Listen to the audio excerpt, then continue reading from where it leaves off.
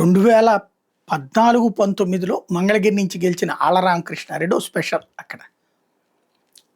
ఆయన యాక్టివ్‌నెస్సు, కరప్షన్‌ని అడ్డుకోవడానికి చేసే ప్రయత్నం, ఒక సాధారణ జీవనాన్ని రైతు జీవితం గడుపుతూ, తన సంపాదనలోంచి 10 మందికి అన్నం పెట్టేటటువంటి తీరు అతన్ని ఒక సెలబ్రిటీగా చేసినాయి.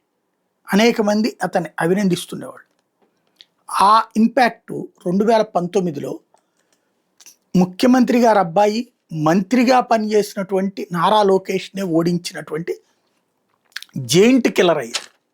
జెయింట్ కిల్లర్లు అంటారు అట్లాంటి వాళ్ళని రాజకీయాల్లో. అలాంటి ఒక గొప్ప ఇమేజ్ సంపాదించుకున్నాడు. 5 సంవత్సరాలు అధికారంలో ఉంది ప్రభుత్వం. కానీ అమరావతి ఆళ్ల రామకృష్ణారెడ్డిని పెద్ద దెబ్బ కొట్టింది. అమరావతిని వద్దని విశాఖకి జగన్ తరలింపు అన్నటువంటి ఆళ్ల రామకృష్ణారెడ్డి కెరీర్‌లో అతిపెద్ద మైనస్.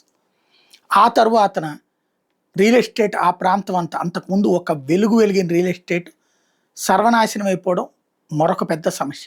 ఈవెన్ ఆళ్ల రామకృష్ణారెడ్డి సొంత బ్రదర్ కూడా రియల్ ఎస్టేట్ వ్యాపారే, అక్కడ బోల్డెన్ వెంచర్లోనే దెబ్బతిన్నాడు ఆయన కూడా.